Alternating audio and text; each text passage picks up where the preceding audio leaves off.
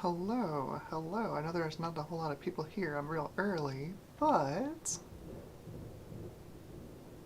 there's currently a thunderstorm going by overhead, and I totally want to catch this on stream just in case my power cuts out. At least I'll have some kind of stream.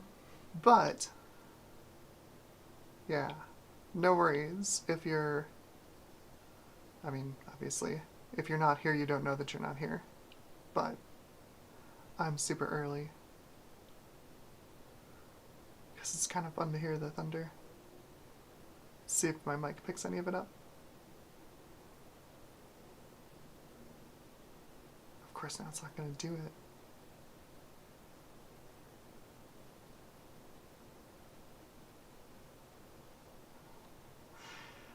Hello, Dave. Welcome, welcome. It's always nice to see you hop in early. It's reassuring.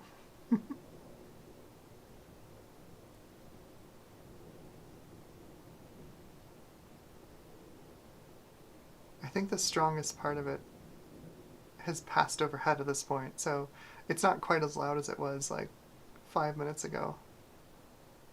It was loud enough. I was seeing it move my meters.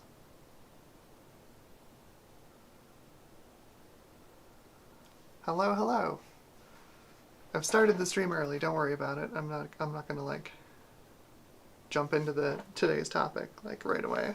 I want to give some folks some time to get here because I do love seeing everybody. I love seeing everybody. I do enjoy everybody being on the stream. I love chatting with y'all. It's been a lot of fun, honestly. A lot more fun than I thought it was going to be. Being a chronic introvert.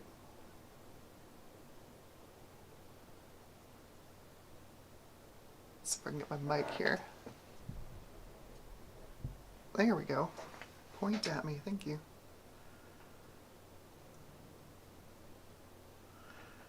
Yeah, no, we just like if you've ever lived in like the Great Plains in the US, or even if you pass through there in the summer, you know that like there's these enormous Great Plains thunderstorms, right, that roll through from like the Rocky Mountains all the way out to the Midwest. And they're massive. They're massive, just like squall lines of supercells. And there's the sirens. Something happened. But they're here and gone. They're over in like an instant. And huge, violent, massive storms that last like 10 minutes tops. We get those here in Albuquerque as well, but because, there isn't that much moisture in the air, they're not as, they don't like flood roads or anything. This may have deposited a half an inch of rain maybe. But they certainly still have all the sound and fury of a Great Plains thunderstorm. And they're here and gone in like 15 minutes. I think that might have been the last of it, but a lot more storms here than I thought there were going to be. You go to move out to the desert and you're like, it's just going to be dry all the time, right? It's been real stormy here. It's been really surprising. Coming up on time to start the stream. I'm just chatting about thunderstorms that roll by. I opened up the stream early because there was some pretty massive thunder I wanted to get caught on stream. But yeah, they don't last long. They don't last long at all out here. So who do we have? Linalia, hello, welcome. Dave from Dave's Vintage Apple Tech is here, hello. Walter Cardozo, welcome back. Spambot71, welcome. I've made it, I have Spambots on my channel now. Tico Fox, hello. Welcome from Europe. Well, I'm sorry to disturb your sleep. Hopefully it's worth it. My streams are usually about an hour. This one might go a bit longer because this is what we're doing today. Let me pull this thing up so y'all can see it.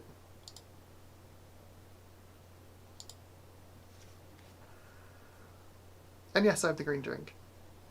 I knew I'd be yelled at again if I didn't have the ambrosia. But this is what we're going to try and work on today for this stream. So it looks like we have stream time. Yeah, so the goal for this stream is this is my Ender 3. This is my workhorse. I have basically done all of my 3D printing on this channel through this printer. I mean, I do use the Hornet a little bit. This one right back here. I do use this one a little bit, but primarily the printer that's taught me how to design for 3D printing has been this one right here. And as you can probably tell, it's not stock. It's extremely not stock. I have been modding and upgrading it pretty much since I got it. Like this little roller wheel here for the filament guide was one of the first mods I did for this printer, as well as I've got a tool holder up here. Let me see if I can detach it and show you without spilling the tools everywhere. I've got a tool holder here that just slides into the upper extrusion. That was like the first mod I printed for this printer. It's been great. I also have some more serious mods on here, as you can probably tell. Now, can I get this back into the extrusion without looking like a moron? Here we go. Obviously, my hot end setup is not stock.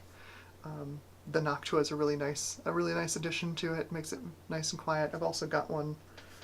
Move the ambrosia so don't tip it over. But I've also got one back here on the power supply. That is fed by this buck converter that takes the 24 volts the printer runs at, turns it into 12 volts. And then of course the Noctua makes it quiet. It's very nice. The Noctua mod for this thing is a great idea. Also, I've got obviously the drag chain mod, which was great. It keeps all the cables out of the way and off the build plate.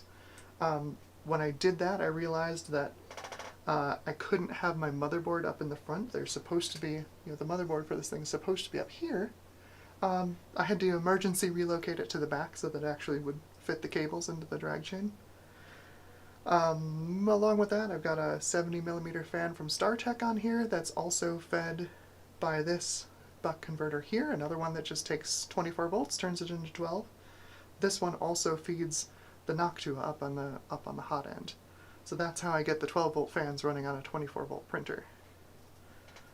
Anyway, the reason we're here, actually, the actual reason for the video and for the stream is I'm replacing this. This is an aftermarket, non-Creality, dual-driven gear extruder. You can see, you can kind of see, like there's supposed to be there's a hobbed gear here, there's supposed to be another one that's driven by this screw here. The one that's actually driven is this one, and then they've got interlocking teeth underneath that are supposed to drive the two of them. It turns out if the filament like wanders up or down in that hobbed gear a little bit, they stop driving each other. So I was having some serious extrusion issues basically since I even installed this thing. From the very first day I installed it, I've been having weird, inconsistent extrusion. And I finally figured out that, hey, that's because this extruder sucks. So the plan is, let me move this back around here. The plan is installing some parts. I have the genuine Creality extruder upgrade kit, I guess, for the Ender 3. It is basically this extruder, but a single-driven gear, just like the stock extruder. It's just not made out of plastic, so it won't disintegrate the way the old extruder did. And then this is kind of fun. If you followed any of my other 3D printing videos, I tried at one point to use, gosh, that's really not coming in focus, is it?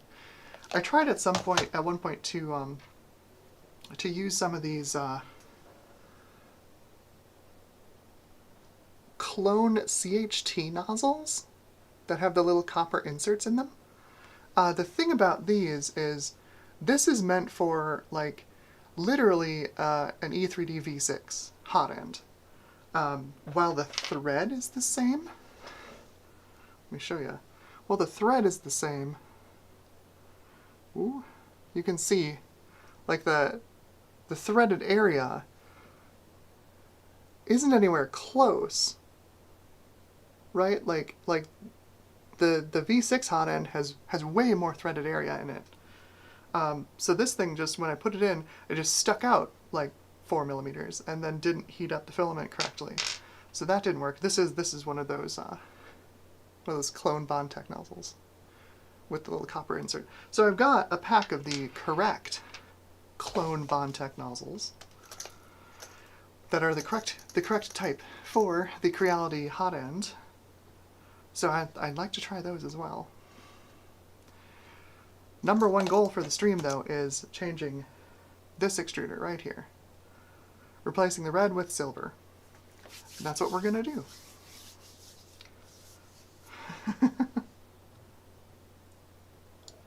Let's see how chat is doing real quick here.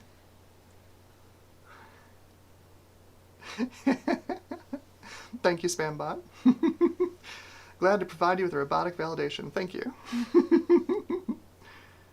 Eric's Edge, hello, welcome to the stream. Yeah, we're working on ye olde Ender 3 today. Takeo Fox's Noctua fans are the best. Insanely expensive but worth it. Thankfully, the little ones, like the 80mm on the power supply and the 40mm that's on the hot end, not too bad. More expensive than other ones, like it's not a 39-cent fan, but like it also doesn't perform like a 39-cent fan, so I'll take it. But yeah, love Noctuas.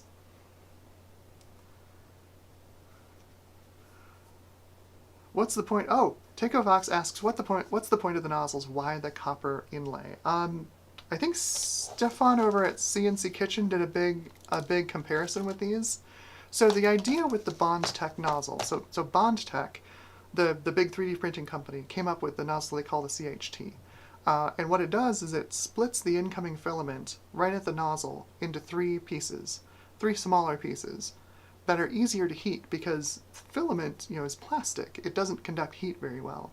So you can move more plastic through the hot end if you split it into smaller chunks and heat it evenly from all sides.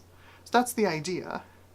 And the thing is, like, their hot ends are like $30 per nozzle or something like that. And these are like, this was $11 for a pack of 8. So like, yeah, I'll try these. The copper insert thing is a cost saving measure because the way Bondtech manufactures these things, let's see if I can show you here. The way Bondtech manufactures these things, they have a really complex and honestly super high quality manufacturing method for making these things. They drill like three separate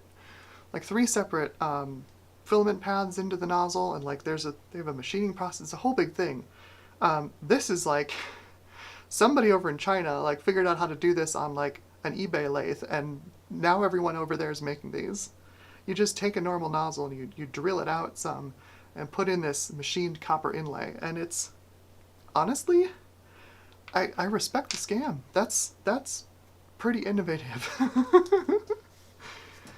That's interesting. And so the testing that Stefan did over at CNC Kitchen, I think it was Stefan, found that the copper inset nozzles can perform as well as the Bondtech. In some cases, perform better.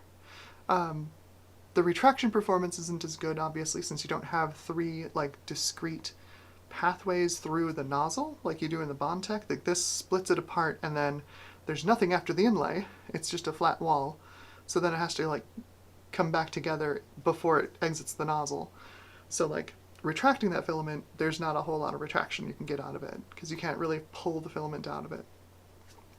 But like flow rate performance, your ability to print faster, because that's a lot of, even with an Ender 3, like a lot of the reason you can't print quickly with these things is either going to be, cooling or just literally melting the plastic, just getting it melted fast enough to get it out of the nozzle. And that's what these nozzles help with. You can heat a lot more plastic more quickly if you split it up into smaller chunks. It's kind of a cool idea, and I'm curious to try it.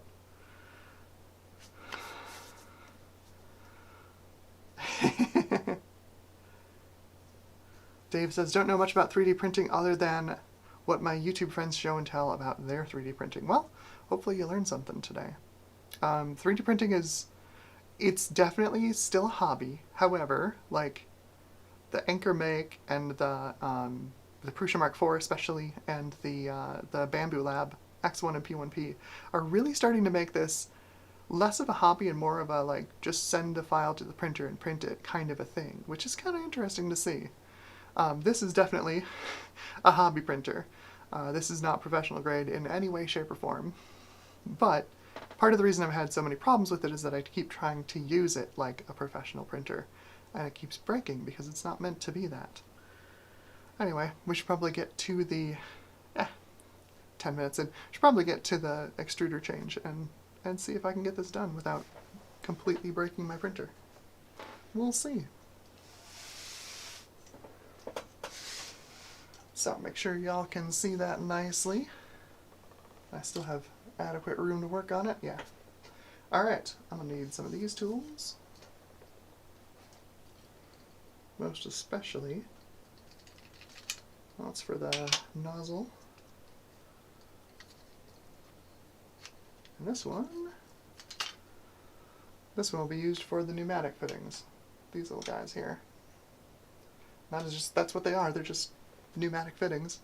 I'll grab my Allen wrenches. That should be all I need from that. Stay. Okay. Time to make a mess. Live on camera. So, step one, let's get the pneumatic fitting off of there.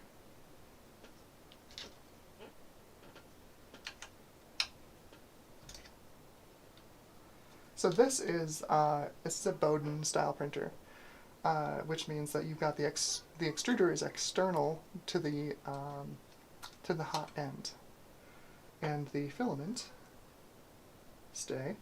the filament runs through a Bowden tube. In this case, this is a Bowden tube made out of PTFE Teflon, and the plastic just literally, it gets pushed by these gears, goes into the tube, comes out the other end into the hot end. That's it. It's okay. There are advantages and disadvantages to it. I think honestly, these days with better firmware and input shaping and stuff, I don't think there's really any need for a Bowden setup. Like, it used to be like the only way to get reasonable print quality with like, in regards to like ringing from fast movements, moving a heavy tool head quickly, was to make a Bowden setup like this and get the extruder off of the hot end. But these days, you know, we've got 32-bit main boards, running ARM processors or even RISC-V, and I don't think it's necessary anymore. Direct drive printers have a lot more control, a lot more fine control over filament extrusion and retraction,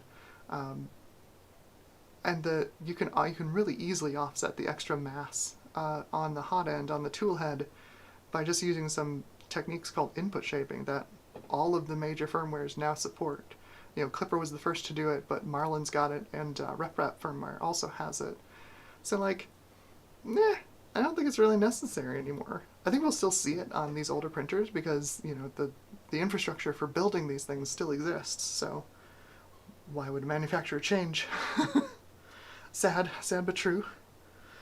But I've been thinking about doing a direct drive mod for this thing. I think I'm just going to end up getting a different printer. Looking at that dual extrusion printer from Sobal, it looks really tempting. Bigger build plate, can extrude 2 different filaments at the same time from 2 different print heads. That's tempting. That's real tempting. Alright, so next thing is we're going to remove the extruder, the red thing, from the extruder stepper motor. So I need the correct size Allen wrench, and that's not it. Let's see if that is it. That's probably not it either. No, it is this one. It's the little one. Come on, get in there. Oh no, that's not the right one either. Here's the thing about my printer. It's, for whatever reason, I don't know why, but like most i3 style printers like this, there's so much friction in the z-axis here that, you know, your X carriage is just going to stay in place. Mine, not so much. There's not a lot of friction in it. It's kind of cool, but it's also really annoying because, like, working on this thing is a real pain. And as soon as it finishes a print, it turns off the stepper motors and then the X carriage falls. And there have been more than a few cases where it's fallen onto the print. I've had to, like, run over and grab it before it melts something. There we go, that's the right size. Okay, so this should be pretty easy. Yeah, should be a pretty easy takeoff. Just need to lefty-loosey. There we go. I'm just going to break these free first. And, oh, the last one's underneath that. Okay, so this is going to be a pain in the butt. So it looks like the fourth one is here.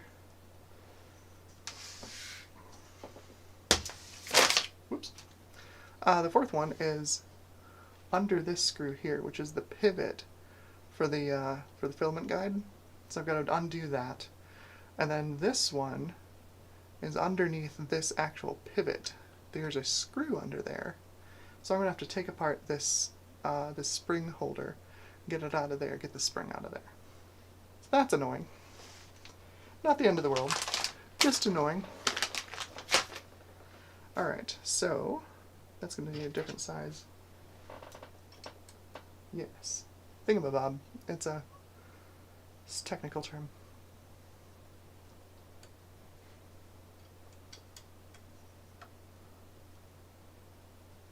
Oh, I'm going to get full of grease. Icky, gross grease on my fingers. I should technically, like, clean this screw, this threaded rod here, but, like, I don't really want to. I don't wanna. Let's see. I need a hex Allen key about, I don't know, about that size? The right size? It's gonna be this is gonna be a pain in the butt. Let's get it out of here. I need one of those cool electric screwdriver things. That'd be really neat. You just like, get this out of here.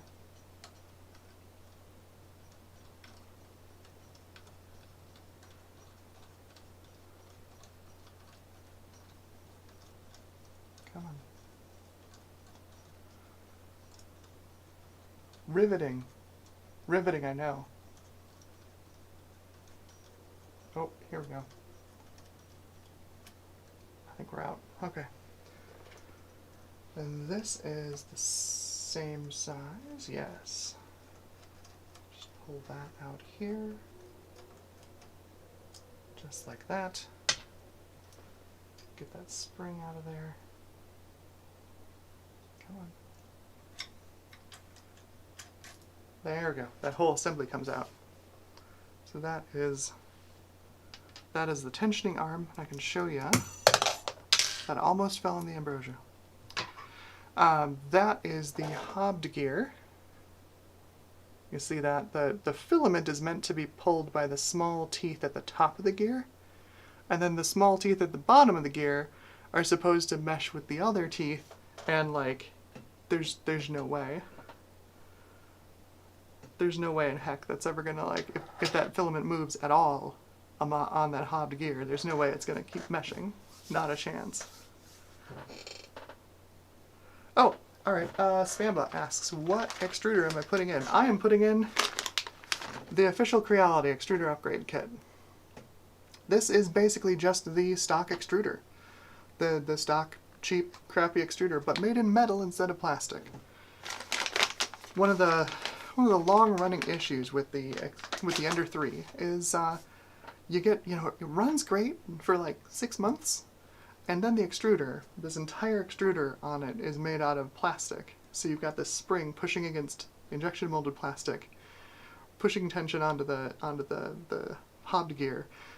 Eventually that just gives out. It just lets go. The spring just pushes it all the way back and it just stops holding tension. Like 6 months to a year. Sukra! Hello! Bruno, how are you doing? It's been a while. Hope you're doing alright down there. What else we got? So yeah, that's the entire idea is to replace it with the official Creality upgrade kit, which is the stock extruder entirely, the stock extruder, just in metal instead of plastic. Honestly, the thing should have shipped with this, but I don't know. I don't run Creality. I don't know what they're doing.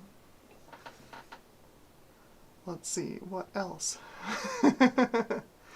Takeo says, proud 3D printers want to be modded. Yeah, yeah. And also says, that's why I changed my Aquila, Ender 3 clone, to direct extruder with clipper. Yes. Better print quality and faster and no stringing. Yes, yes. Much, much better control over filament using direct drive than Bowden setup. I think direct drive is beyond me for this printer. I'm probably going to give it to a friend once I finish this mod and print out a few more things on it. That's so balls calling my name. What else?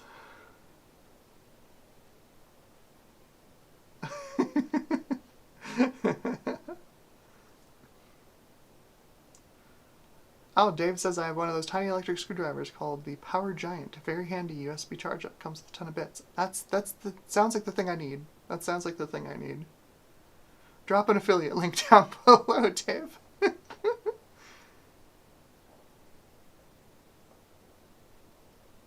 Good to hear, Sukra. I'm glad you're doing well down there.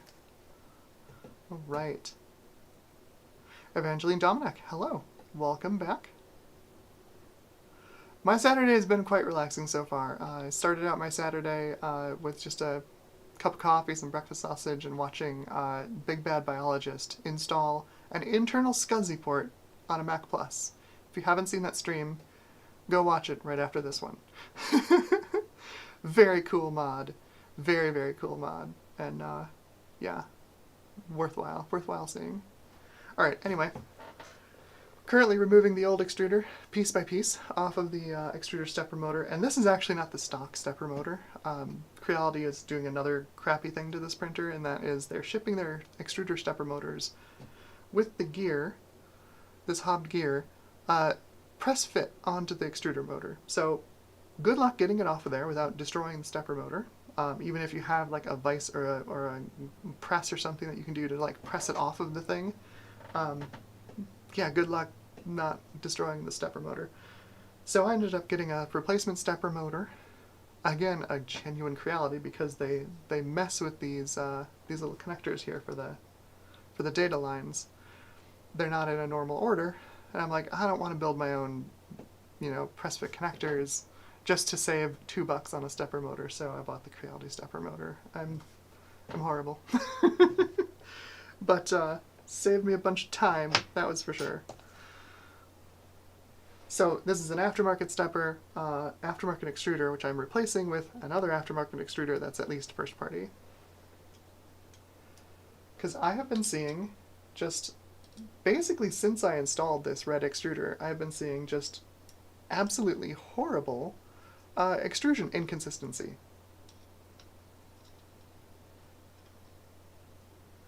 Just really, really bad extrusion inconsistency. And it finally culminated a couple of weeks ago with like trying to print out some accessory sets for the test bench giveaway. God, it's probably a month ago now. I'm bad at time. I'm bad at time. By the way, folks who have won test benches, I did not forget about you. They are packed up and ready to go. I've been waiting to hear back from one other person, and I haven't. And I think I'm just going to send them at this point and just wait for that last person or figure out what I'll do with the 7th test bench. The 7th guest test bench.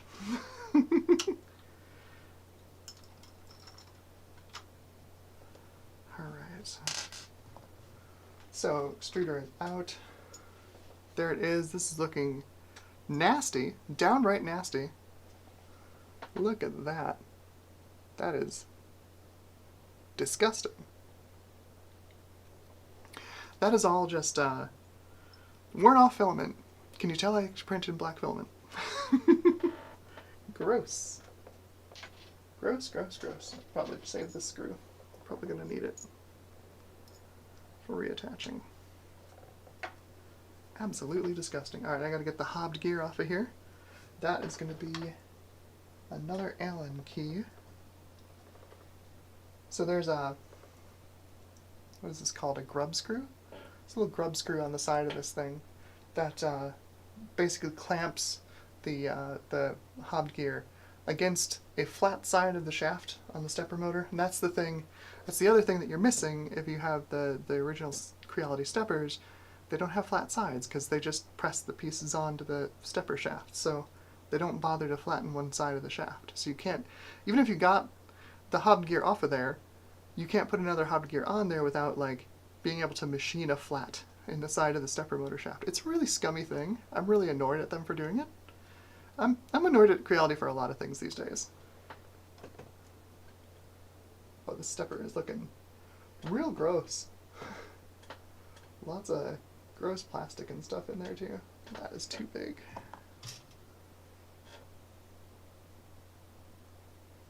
Get in there. There we go.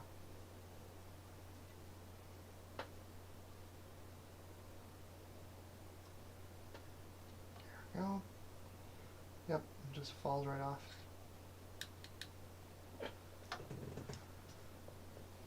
That's pretty worn out.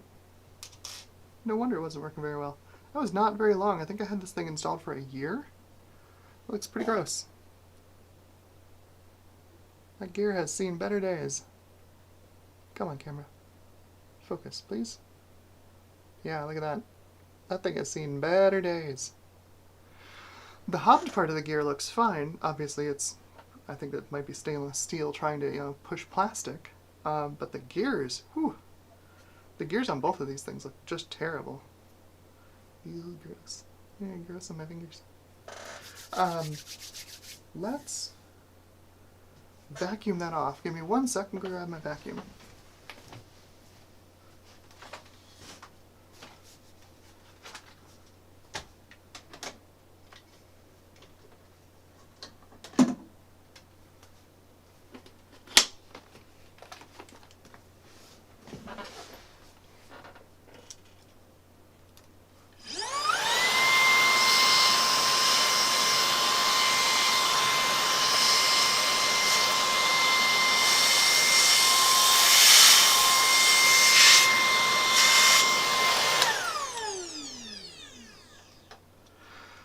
I vacuumed up coffee with this thing once, and every time I use it now it smells like coffee.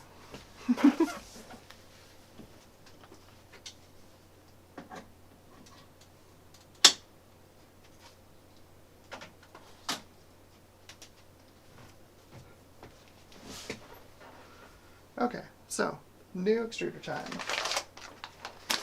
New extruder.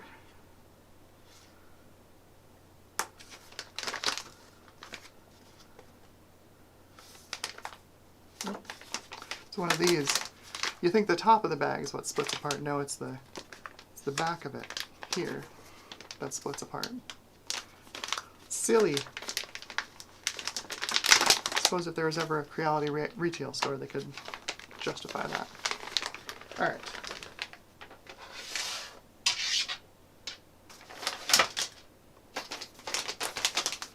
Here's the goods.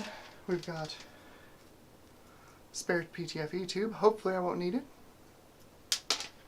Good to have anyway. We've got some silicone socks for the hot end, plus I think bed leveling screws or bed leveling springs. Like it came with the better bed leveling springs. Don't need those. Because apparently this is just like a one-shot kit to like just upgrade your Ender 3 to like Ender 3 V2 or Ender 3 Pro. There's the hardware. Spring, there's a bearing in there. We've got the hobbed gear. There's all the hardware. Good stuff. That's important. Arm. There's the face of the extruder. And of course, stickers. Who doesn't want a Creality triangle sticker. Okay. This should be, installation should be the opposite of removal. I think this is, yeah, no, this is the same number of parts. So you can see how similar the design is between these two. I'm really hoping that this is going to shave off less filament than the other one, because that's just gross. Anyway, we gotta get the hobbed gear on first. The fun part about this kit is it assumes you already have like a D shaft on your extruder stepper, so you already have that machined flat. So you couldn't actually install this onto a stock Ender 3. There's no way. It's expecting, hobbed gears to have grub screws in them. I'm annoyed. I'm annoyed with Creality. Okay. I think I'm going to put this on second. I'm going to get the face of the extruder on first.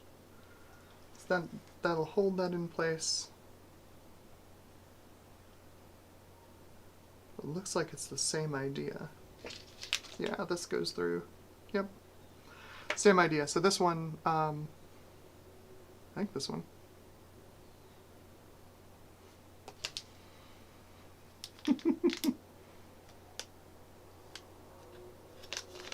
Should be. Uh-oh. Oh no, I don't know what I'm doing. I know for sure this one goes on a particular way. I think I only need to put on a couple of these screws for right now until I get the arm installed. So, and I really only need a couple in here to hold it in place anyway. So it comes with screws. Looks like it comes with all the screws needed, it appears. Which is nice, because, if you lose those when you're taking your old extruder off, that is fair. So I need that one. And I will need... Where'd you go? I just saw it. There it is. Need the one...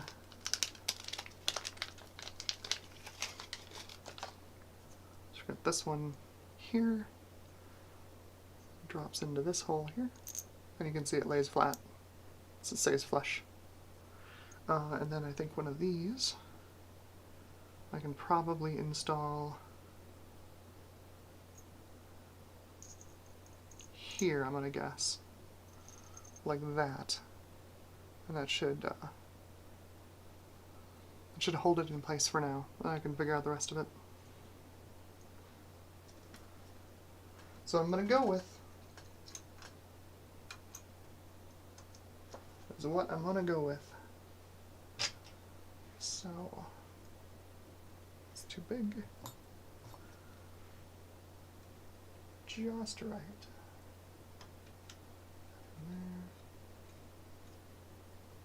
There.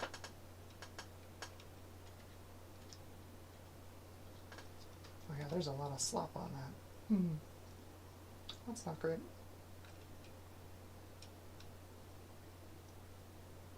It's important to get the hobbed gear installed at the right height, otherwise it won't actually press against filament. It won't actually move any filament anywhere.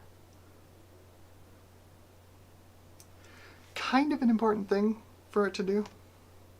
The nice part is that there's a lot of area on this gear. It's fairly large versus the previous.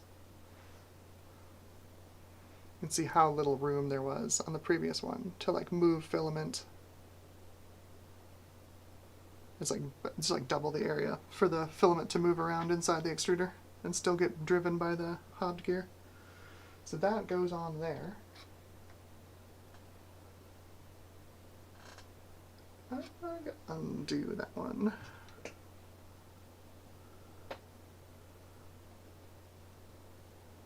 It's special. It has two hobbed gear, or two grub screws on it. Okay, so yeah, there we go. That one goes in there. You can see, like, you have to, like, pick where you want this thing to be on the extruder. And it's got to be at the right place, or it's not going to do anything. So, probably wing this if I assume that the other parts of the extruder are aligned correctly to, like, I don't know, move filament through the extruder. It should line up with this. There, you can barely see it. This little tiny hole in here where the extruder exits and goes out into where the Bowden tube would be. So, I should be able to line it up with that. Give me one sec.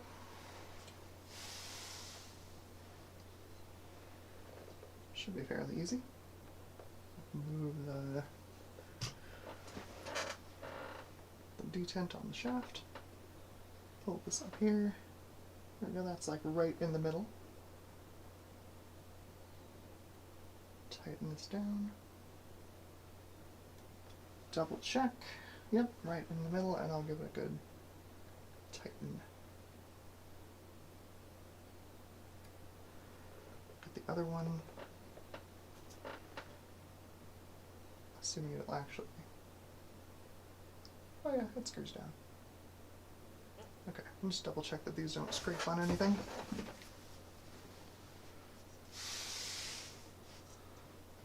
So I'm just double checking that these grub screws don't scrape.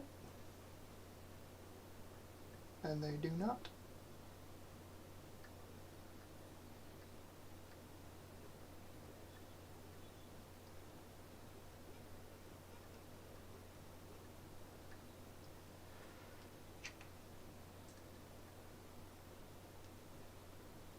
One last good tighten.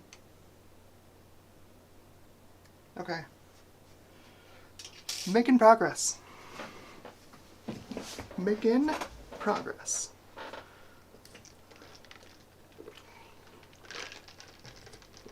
Pretend that's ambrosia. Let's see, what is chat saying?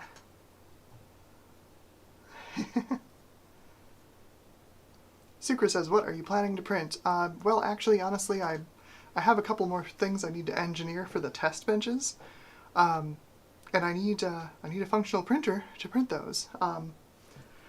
My artillery over there, the yellow one on the bench, that has its spool arm unceremoniously sitting on its print bed, finally clogged on me, and that's like the Achilles heel of that printer, is if it clogs, because the PTFE tube and all of the wires for the hot end go through the same cable. If it clogs, you're basically screwed, because you can't heat the hot end separately from like manually moving filament in or out of the hot end, because once you unplug it, you unplug everything. So it's currently clogged. I need to overhaul the entire hot end on it, which is going to be not fun. I tried to just get the nozzle off of it, and the hot end like, the hot end like twisted in the carrier. So I may need an entire new hot end for it. I'm not sure. It's not going to be fun. Clarjon, hello! Welcome back from your walk. I hope you had a good walk. What else we got? Filament printers are so analog, says Sucra. Yeah, kinda. They kinda are. Yeah, if one was digital and one was analog, the resin printers are definitely digital. And the filament printers are definitely analog. Definitely.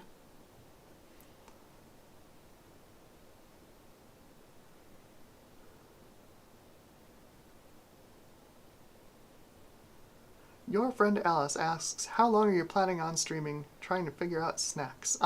Usually I stream for an hour, so we've been going for 40 minutes, but I think this is going to be a longer stream, because I'm not even halfway done with this. I want to finish it on stream, so it might be, I might stretch it out to 2 hours. I do have a thing scheduled after that, once we hit the 2 hour mark, but I can be fashionably late to it. So, hopefully, hopefully no more than 2 hours this time. Can I clean it with a soldering iron or something? Yeah, technically. You can just get a soldering iron that gets up to like, I don't know, 200 or 300 Celsius, and just heat up your nozzle. Because this is all a 3D printer nozzle is. You know, it's just a slug of brass that's got some threads in it, and then it's hollow, and that's where the, well, should be hollow. That's where the filament goes in. If you've got a soldering iron that's powerful enough, you can just stick it onto the nozzle and just heat the nozzle up and try and get the filament out. One of the things, where did it go? Here. One of the things that's probably an essential tool in anyone's 3D printing arsenal is not just black market offshoot knockoff nozzles like these, but needles, little filament clearing needles. You can't even see them. Come on, focus. You can see there's a little bit of spring in there. That's the part you grab onto, and then the needle part here is small enough to fit inside the end of your hot end nozzle. So you'd heat up the hot end and then use one of these needles to clear it. Of course, I didn't think about it at the time. I was like, I'm just gonna. I have a spare cable for it, so I'm like, I'm just gonna pull the nozzle off and put on a spare cable, and yeah, broke it. broke it. This is clogged a couple of times. It's been a lot easier to clear jams in this thing because the whole hot end is disassemblable, and you can run, you know, obviously since the Bowden tube is completely separate from the heater wires, you can disconnect the Bowden tube and just like manually manipulate the filament coming out of it while the heater is on, which is super helpful for clearing jams.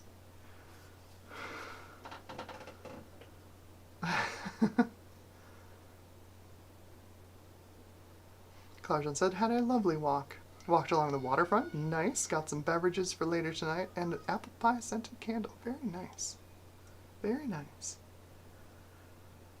Alice says, now I'm imagining a true analog printer like a Scara robot with analog RC servos positioning the tool head. Those exist. Those exist. There are people who have made just like, you know, normal like robot arm things with a hot end on the end, and it literally it prints that way just by doing robot kinematics. Like, those exist.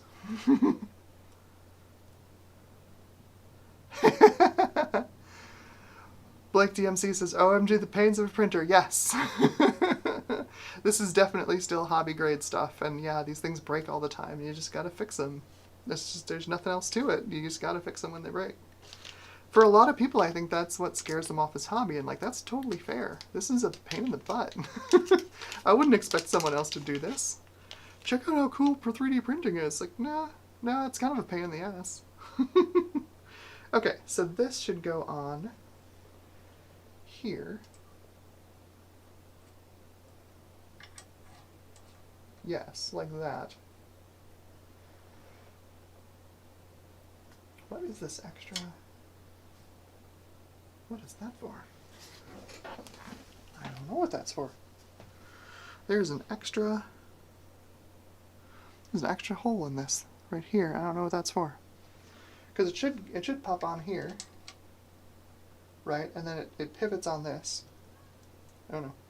Pivots on this, and that's how you tension it. I don't know what the other one's for. Oh, duh. Of course. It's for the damn bearing. The other side of the extruder, you dork. Yeah, so the bearing ends up going in here. Like that. And that's what ends up pressing on. Ooh. Almost ended the stream early. That's what ends up pressing on the filament and pressing it against the hobbed gear. So that makes sense. Okay. That makes more sense. Now I've lost all of my pieces. Where do all my pieces go? This goes... This is spring tensioner. Goes in spring. There's the spring tensioning assembly. Okay, good. Got that. This should attach with...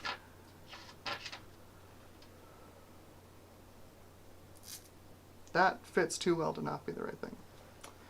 So that goes on there. Like this. I think if I'm doing order of operations correctly here. I think so. I need a tiny screw. I put the wrong screw in the other side. That's what I did. I see now. This one goes... Come on, get out of there. Get out of there. One of the most essential things to have when you own a 3D printer, good soap.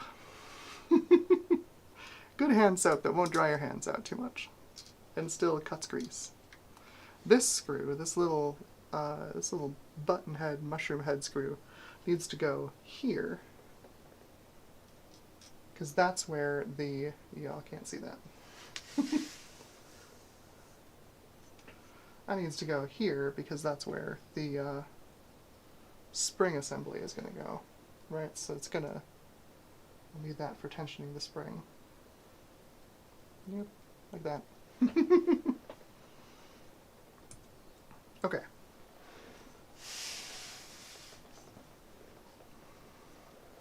How are we doing on visibility? Want y'all to be able to see this. Okay, so I'll tighten that one up.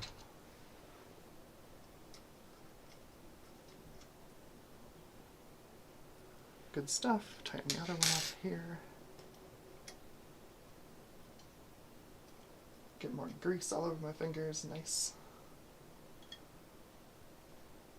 Love it. I think that goes in from the top. As this one. I'll double check this here. That goes. Yeah. Yeah. Like that. So that's going to go together like that. And then that'll go in there. The question is, I'm going to need something to space that. Pretty sure. Did this come with some washers for spacing? Looks like there's one. Bet that's it. Bet that's the one.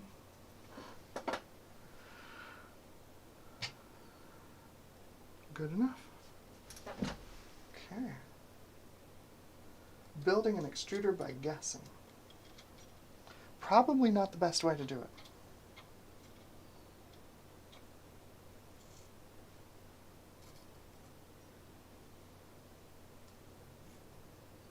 That's too long. That ends up going right through that hole and scraping on the bottom. I bet it's supposed to be this one. It is significantly shorter. Oh yeah. That's definitely it. That's much more like it.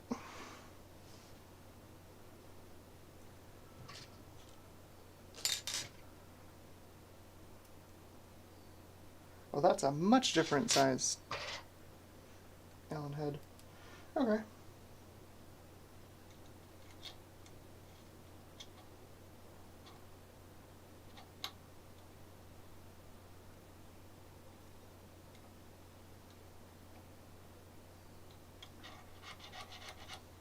Much better. Yeah. That's the stuff.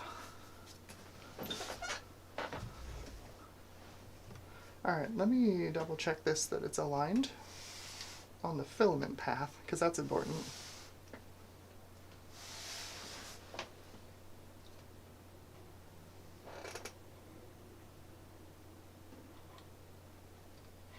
Yeah, that's like right on. Cool. It's almost like it's supposed to go together that way. Incredible. Okay, so then it is screw and tensioner. That's probably what this one's for. Test that. No, that doesn't feel like it fits in there. Let's see. Oh, well, that's smaller. Well, these little guys, maybe.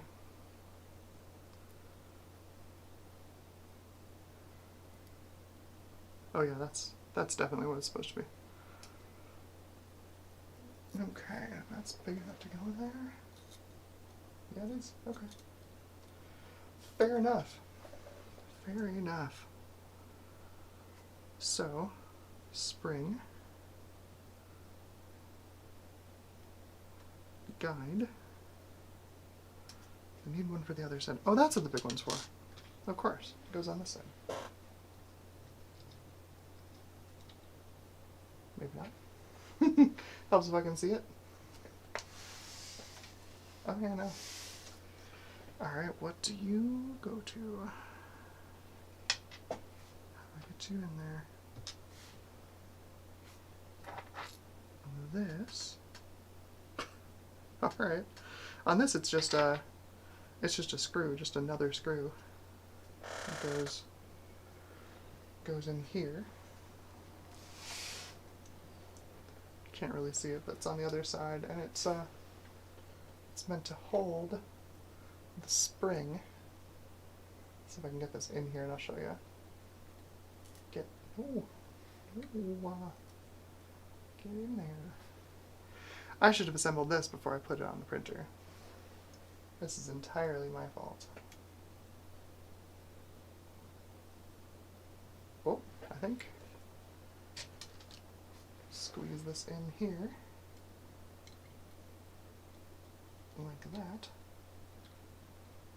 There we go. That's in a pretty good place.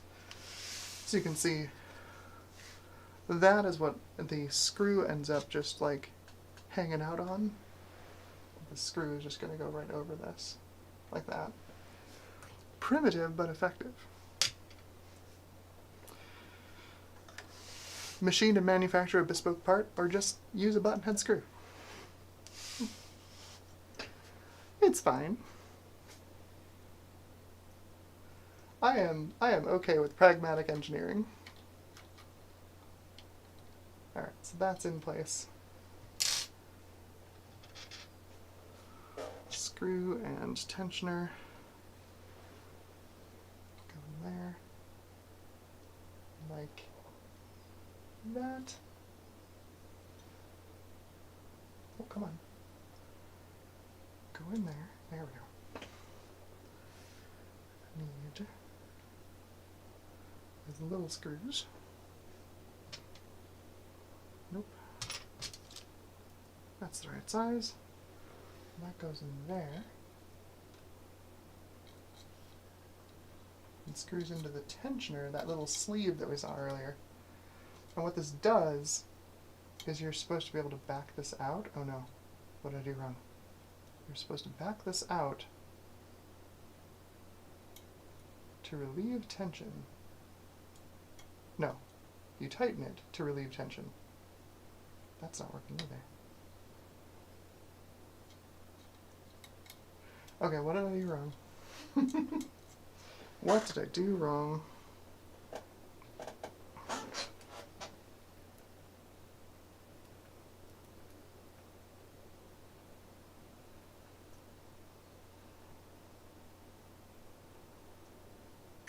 I have it backwards.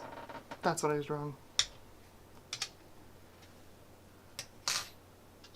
That is what I did wrong, and I need a longer screw for that, I think. Maybe? No, I don't. I don't think.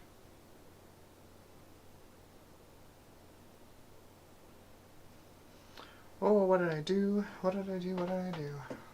This is not right. Okay. I thought maybe it was backwards, like I had it in like this, right? So the little carrier goes into the screw like that, and then this is threaded, so you can screw a tensioning nut into this. I thought maybe it was backwards, like I'm supposed to put it in like this. Then I can push and pull tension on it. I don't think so, because this doesn't slide all the way back into this carrier. Yeah, it doesn't slide into the carrier at all.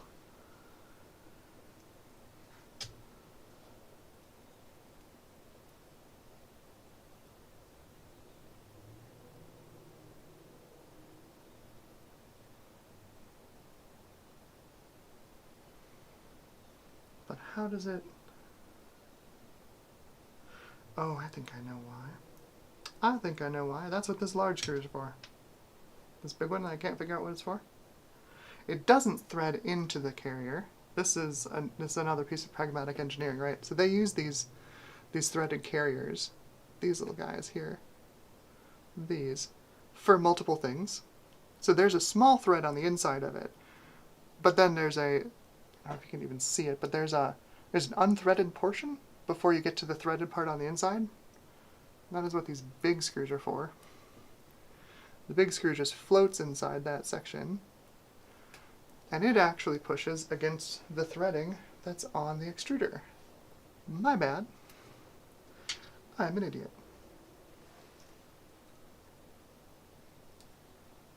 Again, pragmatic engineering. It helps if you understand it, though. And it seems less insane and more pragmatic. Here we go. Seems slightly less like insane engineering, and more like actually pragmatic engineering. Get in there. There we go. There we go. That's what it's supposed to do. So as I tighten this, it should apply more tension to the extruder arm, so you can adjust your tension on the filament. I usually run these things like no extra tension, because like I'm printing in PLA. I'm not printing hips or anything. Like, this isn't pushing exotic filaments. But I think that's it assembled. We should test it. What do you think? Throw the Bowden tube back on here and test it.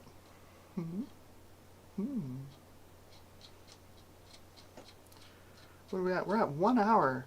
I did not think we'd get this far this fast. But yeah, I'll run long, and we can test this thing and see how it prints. Tighten this up. There we go. See if I missed any. Missed one screw. This one needs to go on there. I'll give all three of these a final tighten. And we can squeeze some plastic. Oh wait, I can't. It's all interference design. I can't tighten the other ones. Okay, well, give this one a final tighten. It'll be fine. It'll be fine. Everything's fine. It's fine. Everything's fine. Okay, so yeah, let's melt some plastic.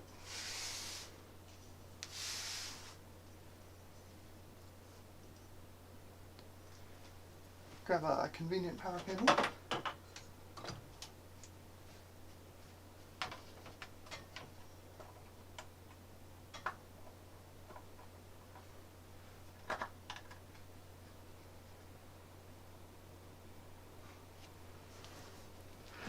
I control my printers on a power strip, so I'm like, oh, it turned on when I plugged it in. That's right, because I have the power strip over there that turns them on and off.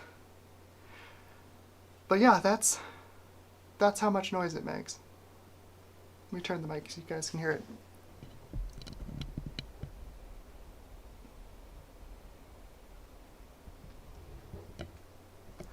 That's it.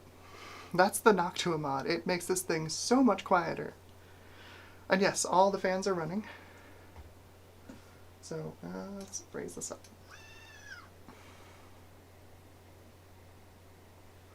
So like this one's running back here. You can't really see it, but trust me, it's running. Of course, the hot end fan is running and the power supply fan is running. It's real quiet. It's real quiet. So let's get some filament on this thing. I have a little filament.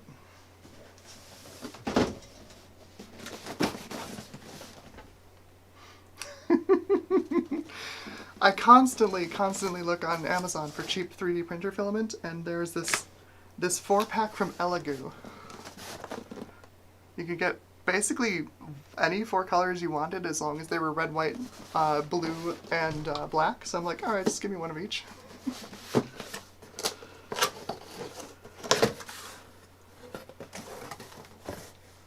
fresh filament. Should I use the fresh filament though? I should probably use a spool. I'm already working my way through. But yeah, I got some plans, some printing plans. But I have a little bit. I have a tiny amount of 3D printing filament. So let's see if I can. Is this gonna behave? Not really. Well, I'll show you the part I want to show you anyway.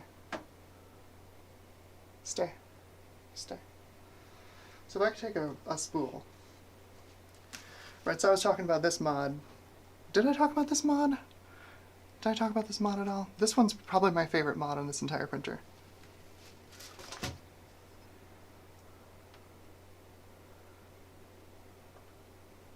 Oh my god. I need tripods for these. I'm so sorry. I need tripods for these things. But this mod here, this is... Get this off of here. I'll see if I can find the link for this one, but this is probably my favorite mod I put on this printer. This is a roller spool holder. It uses a pair of 608ZZ bearings on this little filament spool here. I can get out of here without spilling the bearings everywhere. There we go. So it uses a pair of 608ZZs into this 3D printed, filament holder thingy. Works like a charm. Holy cow.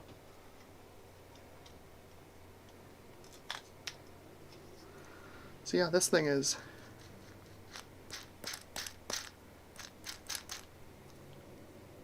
nice and smooth.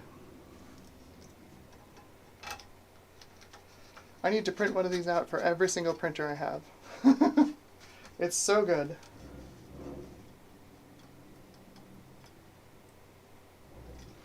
It's not my design. I wish it were. I'm not that good of an engineer. But I found it over on Thingiverse. Like, it was like the second mod I printed for this printer because I didn't have any 608 bearings at the start. So like the first mod was that tool holder I was showing you earlier.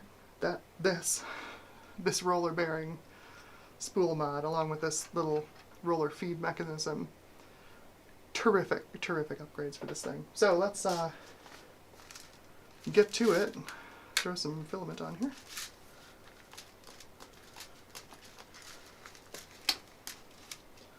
So I'm going to prep this filament first. Pull it past this. Yeah, I can feel where the teeth were. So this right about here. Oops. So take your diagonal cutters. Give it, don't drop the filament. Give it a nice like 45-degree angle cut.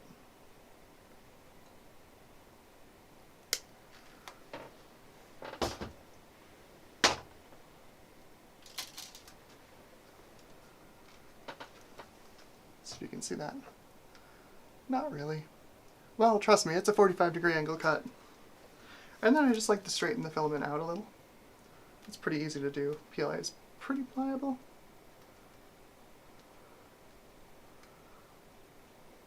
Hello, Ian.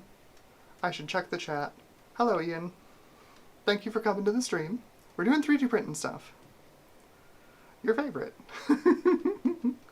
Thank you, by the way, for testing the test benches. Your insight was invaluable.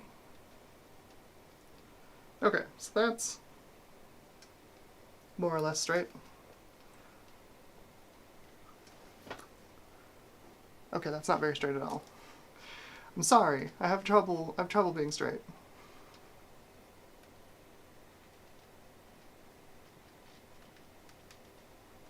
Alright, so throw the spool on the printer. Z-axis falls down again because there's no friction on it. And then it's just insert into the extruder. Here we go. And it does not want to get into the extruder hole. Oh, there we go. There we go. We're in.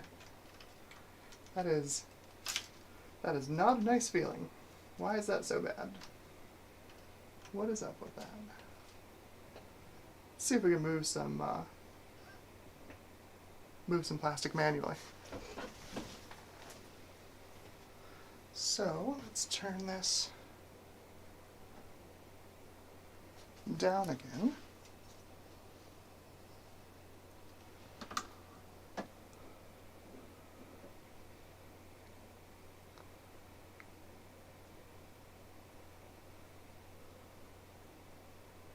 Oh my gosh. I love and hate these cameras. Really nice image quality, really a pain in the butt to use. Okay, there we go. So yeah, let's temperature, oops, menu, heat, preheat, oops, nope, preheat, PLA. This probably can't, nope, we can't see that, that's totally washed out. So it is preheating the bed and the bed and the extruder. So once these are up to temperature, we should be able to squirt some plastic. So while it's doing that, let's read some chat messages. Oh, what do we got?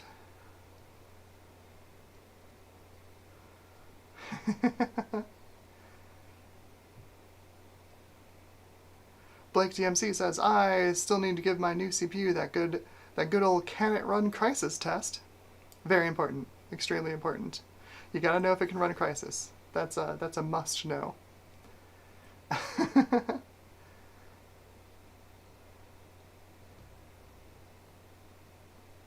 Must be a 3D printer if it needs a fan. Absolutely. They don't work so well without fans. Yes, this thing is incredibly quiet. Incredibly quiet. That is the power of the Noctua mod. So that is warming up. Yes, test it. Is it tugboat time soon? I don't know if I have a 3D Benchy slice for printing on this. I don't know. I actually don't know what I have on this card. Can it run Crisis? It can't directly. I'm sure someone could get this LCD screen to output Crisis running from something else. Ian says I have some spare 608ZZ bearings. I think I'll print one of those spool holders. Yes, definitely. It's super worth it. I'll see if I can find the link for it, and I'll post it in the description of this video, so folks can find it. It's been a long time. It's been several years since I printed it, but I'm sure it's still out there. I'm glad you like the test benches, Ian. Thank you. All right. So what do we got? We have hot end temperature of 198 Celsius. So let's squish some plastic. I cannot see anything. This is a terrible angle to demo things at, by the way. Let's see. Menu, extrude, load. Let's say 10 millimeters.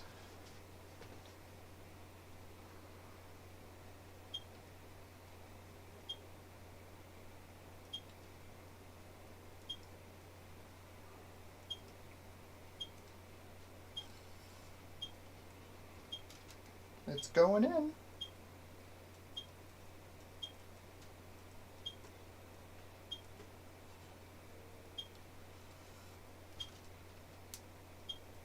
Oh.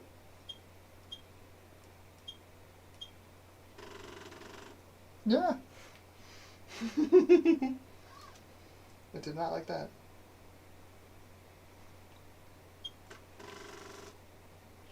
Oh, it doesn't like it. I bet it's not enough tension. Let me try that.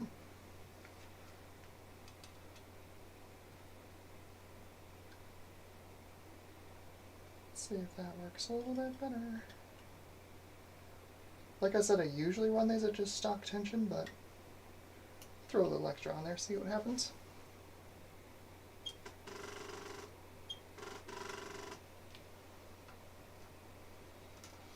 Nope, it's not having it.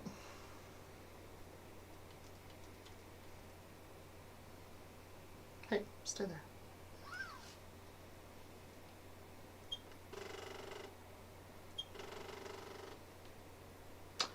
Oh no. I have a sneaking suspicion of what's wrong. It's not great. I think one of the coils on this stepper motor may have given up the ghost. Because that clicking, maybe you're hearing it, it's clicking, but it's not the hobbed gear like sliding along the filament. The extruder motor is just clicking, which is a bad sign.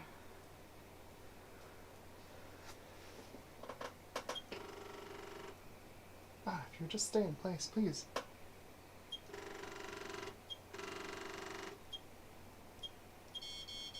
Oops. Now I clicked the wrong thing. Anyway, I think that's what's going on with it. I think it's time to replace the stepper motor again, which is not great. But we did manage to squeeze some plastic out. Just a little bit. But yeah, looks like maybe that's my problem. Not necessarily the extruder, but at least I've got a fresh extruder now. Welcome to troubleshooting a 3D printer. You spend an hour and a half on something, and it turns out to not be the problem, and you have to do something else, so.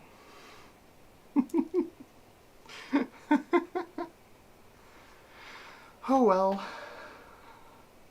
I guess I wait another week for parts before I print things again.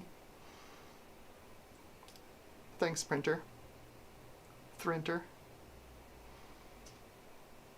Alright, actually cool this thing down and turn it off.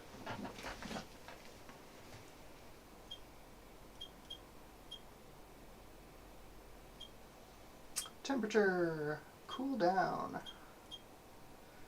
Alright, so that sets the set point to 0 for both the extruder and the bed, so they'll just cool down naturally. You can already feel the heat coming off of this thing. But yeah, that is my Ender 3. Could give you a quick tour around it while it cools off.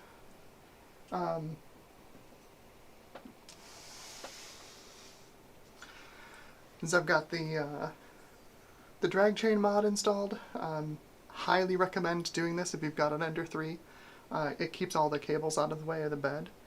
The stock arrangement for cables on this thing is all the cables just come up from the bottom and like drape over with nothing to hold them in place. So they'll like fall onto the bed while it's printing and like get stuck in prints all the time. I highly, highly recommend the drag chain mod. It's great. It is involved. If you haven't modded your printer before, the drag chain mod is probably not the first one to do. It's a lot. You can see like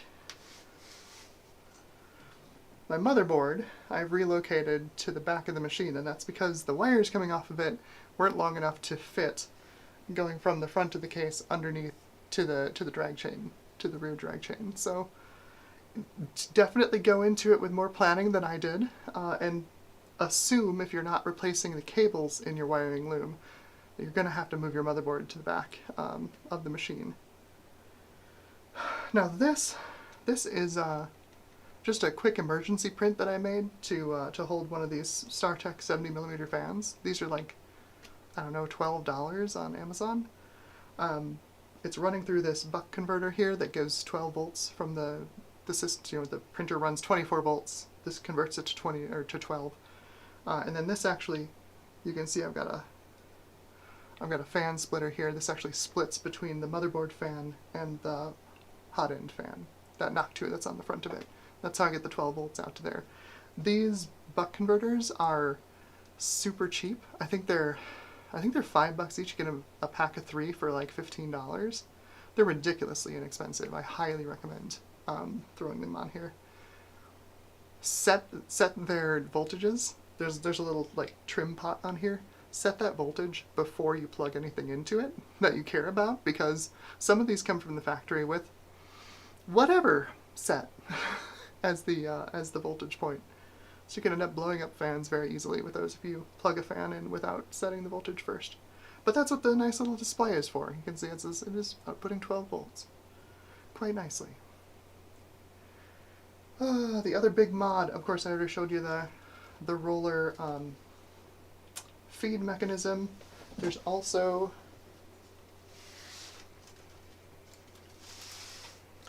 on the front, I'm running the Satsana version 2.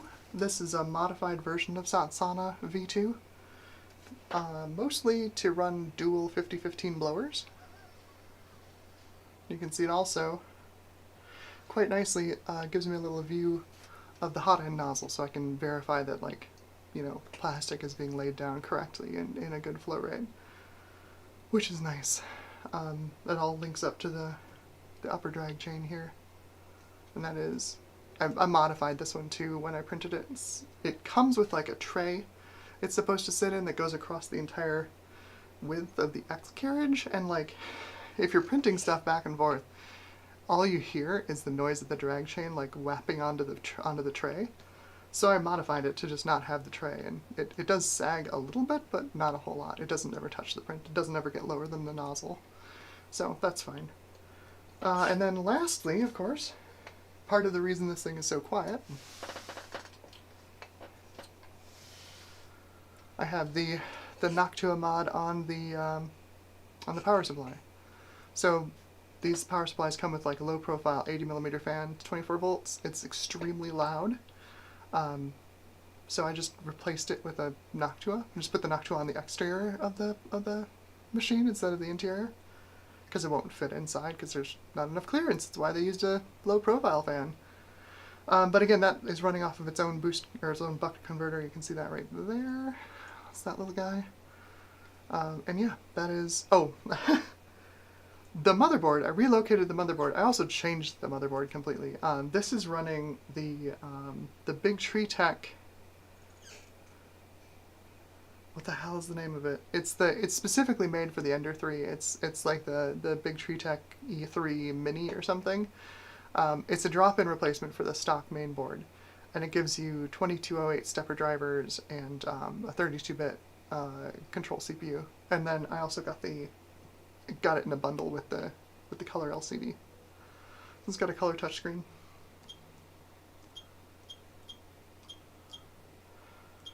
Which is nice. You can hold this button in to switch to LCD simulator mode, which isn't doing anything at the moment because I don't know why.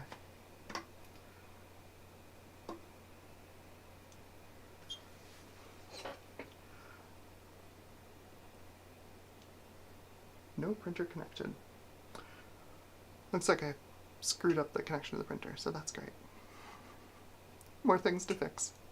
More things to fix. Let's see if it finds it if I turn it off and turn it back on.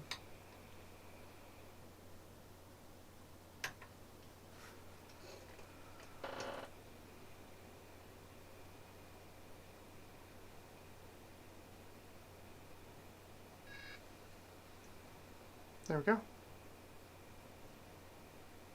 So we are at 43 Celsius on the bed and 39 Celsius on the hot end. So yeah, it's cooling down quite nicely. But yeah, that's my Ender 3. That is what has built my current ability to 3D print things and engineer things for 3D printing. And it needs another thing. Yet another thing. Oh well. Can't win them all, I guess. Maybe I should put a cooling fan on the extruder stepper motor, because like this thing was unhappy.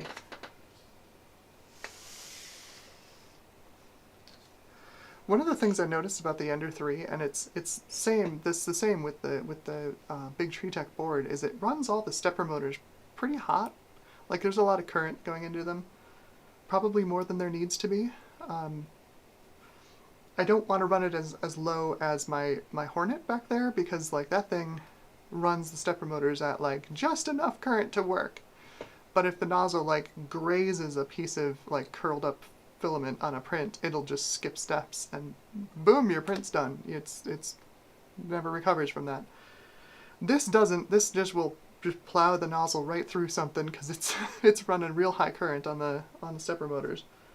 But they heat up a lot, like a serious amount. So maybe turning down the current on the extruder stepper might be a good idea. Or maybe put a fan on it. Try and keep it cool. Yep, stay there. I don't know why there's so little friction in my z-axis. Like, there isn't supposed to be, from what I understand. Like, these things are supposed to, like, basically stay in place. But I don't know. I don't know why mine is so willing to slide all the way down to z equals 0. But yeah, there we go. What else? Let's see what's in the chat. What is in the chat?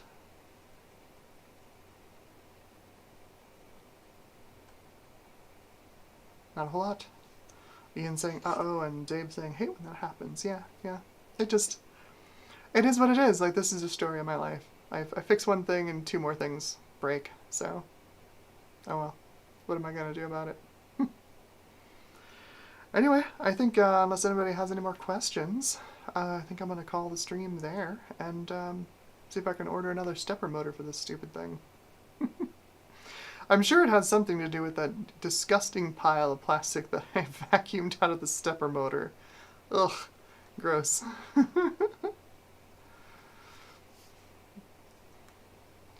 Yeah, right, live stream issues. Assuming that it's not my connection that's being bad. I have a green square, but yeah, like, live demo. Live demos are great. They always go according to plan.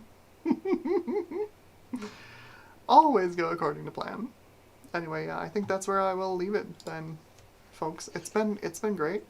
Y'all make these streams real comfy. I was super worried when I started streaming because, like, I'm an introvert and I really don't love being on camera without a script. So, like, this has been great, honestly. And you know who made it great is y'all out there watching these streams. You've been fantastic. Let me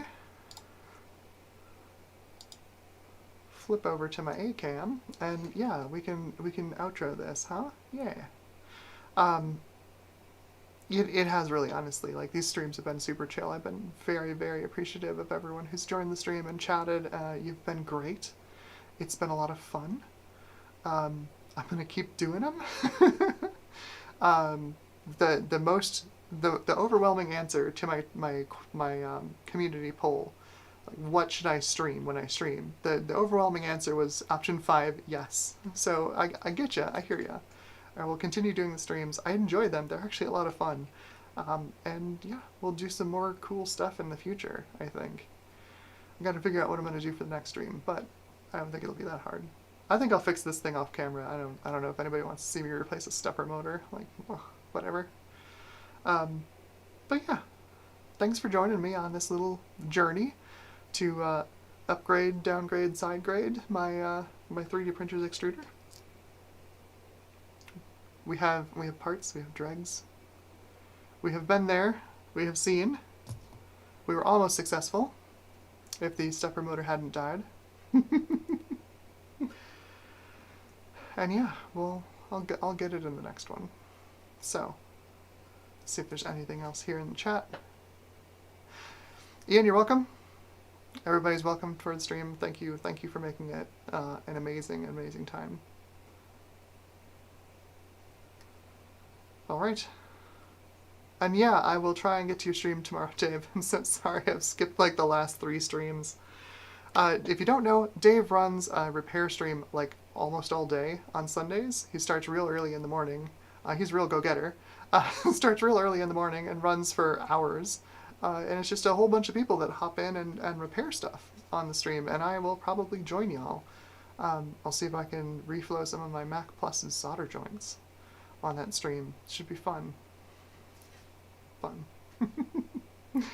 Yeah, so that's it. I'll catch y'all in the next video, which is going to be the $100 GPUs. That video is on its way out. You can't see them; they're behind this spool, but there's all the GPUs I've been testing are all back there. And I've got the results collated, and I just need to do some B-roll and record a voiceover, and we're good. So that's going to come out probably Tuesday. So, yeah. Hope to see y'all then. Have a good one, and of course, be good to one another. Have a great night.